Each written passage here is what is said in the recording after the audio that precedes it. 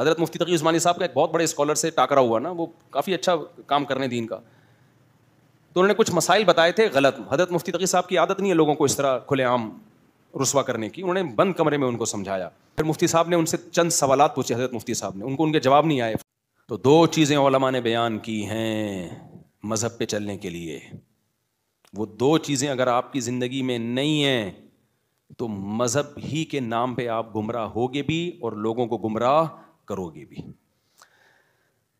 یہ 2 چیزوں کے لیے میں نے اتنی لمبی تمہید بیان کی ہے. ان 2 میں سے ایک چیز یہودیوں میں نکلی اور ایک عیسائیوں میں نکلی, سمجھتے ہو؟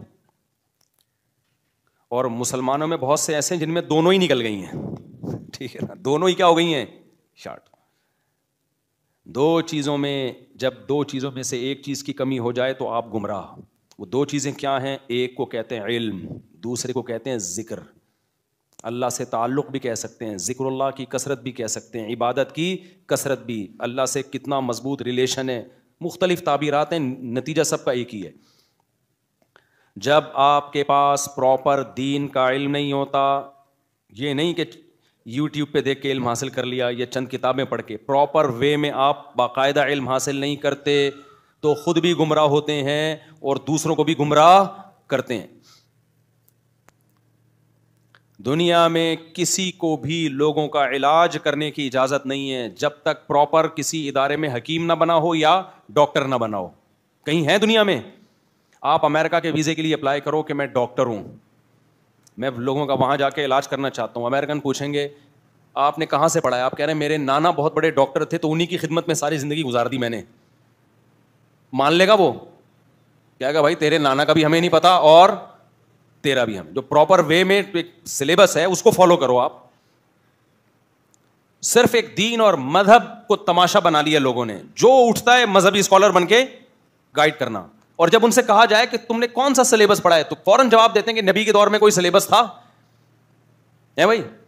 کمال کی بات یہ کہ جب سلیبس نہیں تھا نا نبی کے دور میں, مرتب نہیں ہوا تھا. سلیبس اس وقت بھی تھا, ایک ہوتا ہے مرتب ہونا, جیسے قرآن تھا مرتب حضرت عثمان نے کیا, حدیث تھی مرتب امام بخاری نے کی, فقہ تھا مرتب ابو حنیفہ نے, امام مالک نے اور دیگر ائمہ نے کیا. سب چیزیں تھیں, مرتب نہیں تھا. لیکن کمال کی بات یہ کہ جب نبی کے دور میں یہ مرتب نہیں تھا پھر بھی ہر ایک کو مذہبی اسکالر بننے کی اجازت نہیں تھی, ہر ایک کو فتویٰ دینے کی اجازت نہیں تھی. مخصوص صحابہ تھے جن سے لوگ مسائل پوچھتے تھے. سمجھ میں آ رہی ہے بات کہ نہیں آ رہی؟ ہر ایک کو اجازت نہیں تھی. نبی دیکھتے تھے کہ جنہوں نے میری صحبت میں زیادہ ٹائم گزارا وہ حلال و حرام کا علم ہے, ان کو آپ صلی اللہ علیہ وسلم اتھارٹی دیتے تھے کہ یہ بتائیں گے لوگوں کو مسائل. آج تو جو اٹھتا ہے کمبخت, چند کتابیں عربی تک تو آتی نہیں ہے جو اسلام کی بیسک زبان ہے, ایک لائن عربی میں نہیں پڑھ سکتے یہ لوگ, ایسے فتوے دے رہے ہیں ایسے فتوے. تو جہاں علم کی کمی ہوگی وہاں مذہبی اسکالر تو آئیں گے لیکن لوگوں کو سیدھا راستہ دکھانے کے بجائے کیا کریں گے, گمراہ.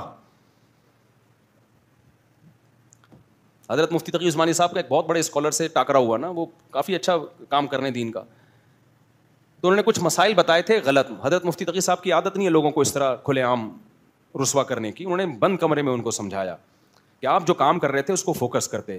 آپ نے جب سے فقہی مسائل میں ٹانگ اڑائی ہے نا, پھر مفتی صاحب نے ان سے چند سوالات پوچھے, حضرت مفتی صاحب نے, ان کے جواب نہیں آئے. فرمایا مفتی کے لیے یہ بیسک نالج ہے جو آپ کو معلوم نہیں ہے, اور آپ کیسے لوگوں کو فتویٰ دے رہے ہو. لیکن وہ سمجھدار تھے, انہوں نے کہا آج کے بعد میں یہ کام نہیں کروں گا.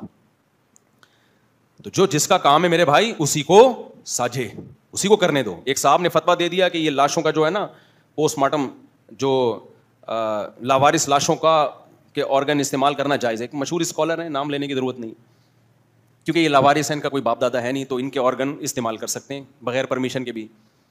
خدا کے بندے, اسلام میں کوئی لاش لاوارث نہیں ہے. قرآن و حدیث سے پتہ چلتا ہے جو لاوارث لاش ہے تو محلے والے اس کے وارث ہیں, اس کی دیت دیں گے. وہ کسی جگہ سے لاش مل جائے نا, اسلام کا قانون تو ہے نہیں نا نافذ, تو اسلام کہتے ہیں اس کے باپ دادا کا پتہ نہیں چل رہا, یہ سارا محلہ اس کا باپ دادا ہی ہے, یہ تمہاری اولاد ہے, اور اس کے وارثوں کو تلاش کر کے تم دیت دو گے کہ تمہارے محلے میں قتل ہوا ہے, تم ذمہ دار ہو, دیت دو گے اس کو. تو جس کو یہ بیسک نالج پتہ نہیں ہے وہ کہہ رہے کہ لاوارث لاشوں پہ جائز ہے. بھائی اسلام میں سب سیم ہے, جس کی اولاد ہو وہ بھی, جس کی نہیں ہے. تو اگر جائز ہے تو پھر آپ اپنے باپ کی لاش کے آرگن دو, جا کے اپنی ماں کی لاش کو ڈاکٹروں کے حوالے کرو, کیونکہ لاوارث اور وارث میں اسلام میں کوئی فرق بھائی احترام میں, میت کے احترام میں یہ نہیں دیکھا جائے گا اس کے وارث ہیں یا نہیں ہے, سیم پروسیس ہے, غسل, کفن, جنازہ اور قبر, اس میں کوئی فرق نہیں ہے. اگر کسی کا بیٹا نہیں مل رہا, باپ نہیں مل رہا, تو آپ بوڑھا ہے تو آپ اس کا بیٹا بن کے غسل کفن کر کے دفناؤ گے, ساری ذمہ داری کس پر ہوگی؟ پھر آپ پر ہوگی. تو اگر یہ جائز ہے, گردے, پھیپھڑے, کلیجے جو ڈاکٹر نکال کے لے جاتے ہیں, پھر اپنے باپ کے لیے بھی فتویٰ دو کہ میرے باپ کی لاش سے بھی نکالنا جائز ہے, میری ماں کی لاش سے بھی نکالنا جائز ہے. وہ اسکالر کہہ رہے نہیں ہمارے ماں باپ سے جائز نہیں ہے, لاوارث لاشوں سے جائز ہے. واہ واہ واہ واہ. جس بیچارے کا کوئی مل نہیں رہا اس کے گردے پھیپھڑے کلیجے لے جا کے کیا کر دو, ڈاکٹروں کے حوالے کر دو, اور تم اپنی ماں کو بڑے تقدس کی نگاہوں سے دیکھتے ہو, وہ جائز نہیں ہے. یہ چل رہا ہے مارکیٹ میں, سمجھتے ہو کہ نہیں سمجھتے؟ تو پہلی چیز ہے علم, بس بات کو سمیٹ رہا ہوں. پہلی چیز کیا ہے؟ وہ پراپر علم نہیں ہوگا, آپ کیا کرو گے؟ گمراہ. قرآن سے پتہ چلتا ہے عیسائیوں میں گمراہی کی ایک بہت بڑی وجہ علم نہ ہونا.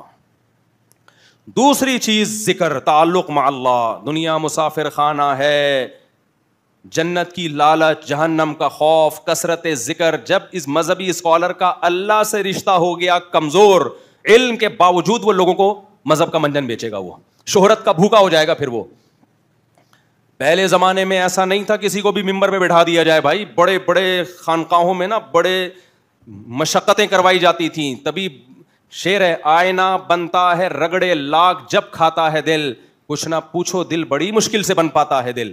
دل سے حسد, بغض, کینہ, دنیا کی محبت, شہرت کی محبت. بعض لوگ 4 آدمی ان کے ہاتھ پاؤں چومیں تو وہ اپنی اوقات بھول جاتے ہیں, شہرت کے بھوکے ہوتے ہیں, پیسوں کے بھوکے ہوتے ہیں. تو دل کو آئینے کی طرح چمکدار بنانے کے لیے رگڑے کھانے پڑتے ہیں. پہلے رگڑے کھانے کے پروسیس سے گزر کے اس قابل ہوتا ہے.